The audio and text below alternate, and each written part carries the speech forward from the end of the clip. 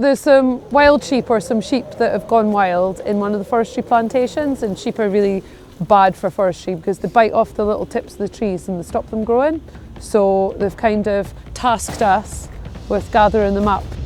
The lovely Alistair brew is here to help us direct to where these wild sheep are. How long have they been there for? 3-4 years. Oh, really? Yeah. It's going to be a pretty difficult task, isn't it? Depends how good the dogs are. Ah, the pressure, the pressure.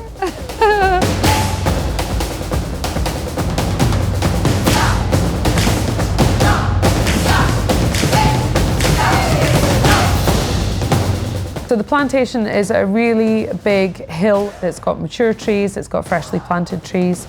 It's surrounded with some super high deer fencing that nothing can get in or out of. And the sheep are trapped inside and they can't get out because of the deer fencing. The fence runs along, you'll see the ends in the field to those trees there. In the very, very corner, we've got some wooden rails where Alistair has knocked a couple off to make an exit so that we can get the sheep out. We're going to be taking Banjo and Ewan's going to be taking Grey. They're the elite team, aren't they?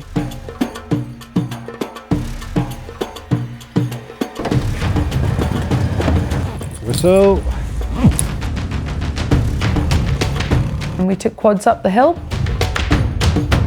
So the weather wasn't really playing ball. It was fairly wet, fairly windy, fairly Scottish.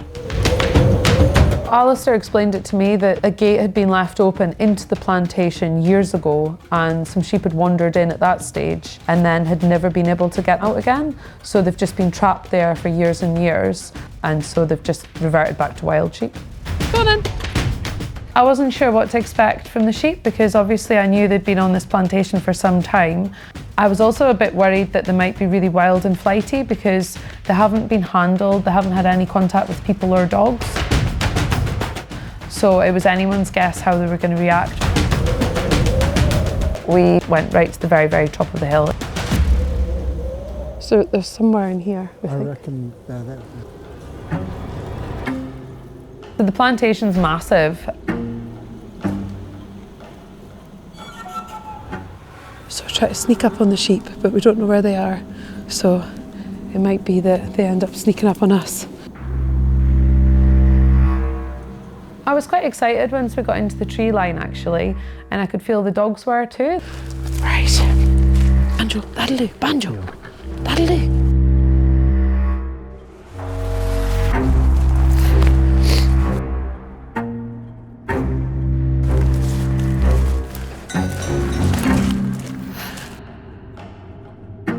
There's just some fresh sheep poo here, so we know they have been here. But then as time wore on and we got deeper and deeper into the trees, the sightings of the sheep seemed to get less and less likely.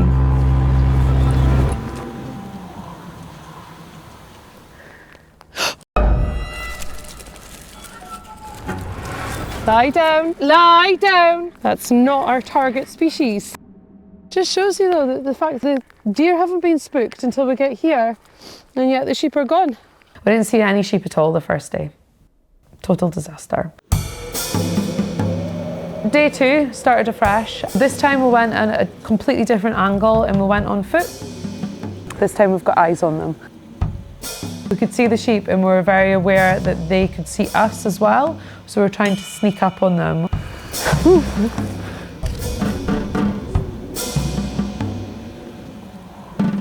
Obviously we had to cross the deer fence, which was an added challenge. I lifted the fence up and pushed Banjo under, and Grey was obviously a little bit reluctant to go under the fence. We finally got Grey under, by which point Banjo had popped back again. Good boy. Banjo, Banjo. Come Banjo. Banjo. So then I had to grab Banjo and put Banjo under the fence. Go, go. Good boy. Lie down. Lie down. Grey, that'll do. Yes.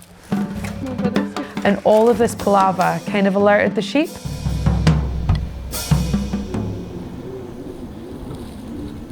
What we were worried about was them running up over the top of the hill where we couldn't see them. That was the last thing we wanted to happen. It was the thing we'd earmarked. We're like, if they get over the top of the hill, we might as well abandon it. We did think all was lost at that moment.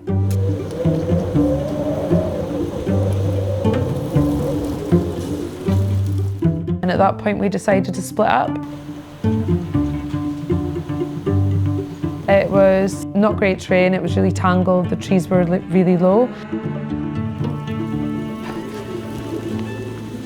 And then just suddenly, You look at Banjo. I saw Banjo tense up. What is it? One sheep, can you see her? Look, they're all there, look.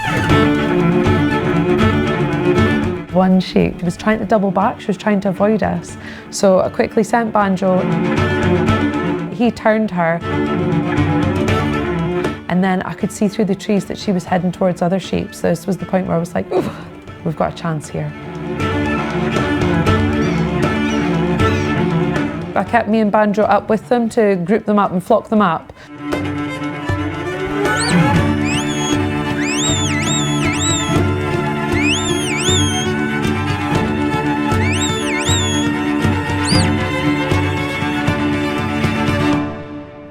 Got you, you crafty little sods.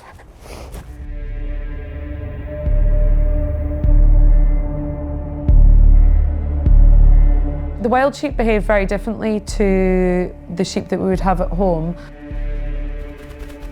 They were very skittish, and also they were very much fighting the dog. Rather than seeing the dog and recognising it as a dog and moving away from it, they were very much dodging around him and trying to escape. Look, they keep disappearing, trying to get away. Stand, way. And it's a lot of work for the dog. Stand. Which I think is something I haven't really seen much of before, but I'm going to say that's because they've lived wild for so long.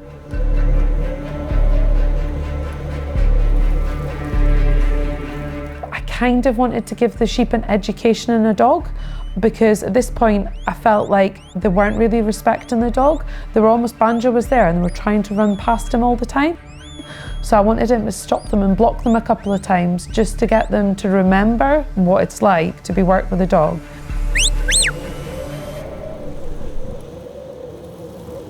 Just holding the sheep a wee bit because they were fighting the dog a bit.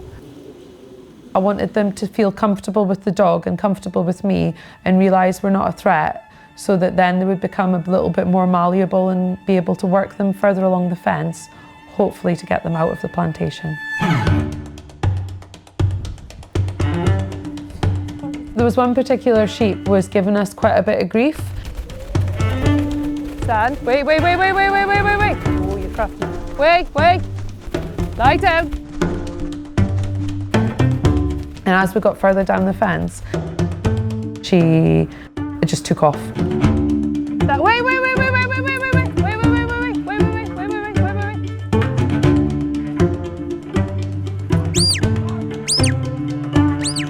I thought, this is it, we're done for here. But at this point, we met Ewan on the top, so Ewan had Grey on the top, so he was able to stop her there, and then Banjo on the bottom. And I think at this point, she maybe just realised that she had to rejoin the flock.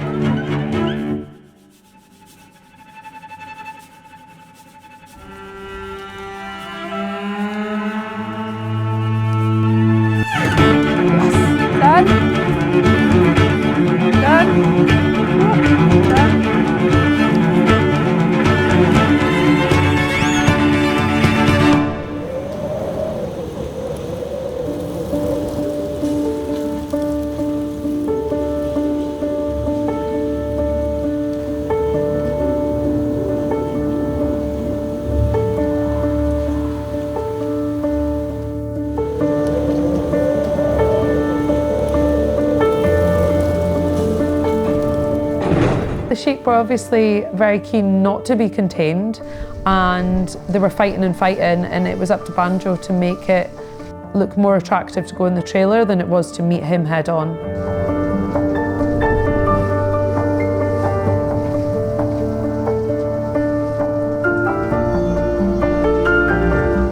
They were really difficult to pen up, and I think all of us could see that they didn't want to go into the trailer, but I think with the dogs both blocking, me and Ewan blocking, we made it happen, and we did block them and get them in.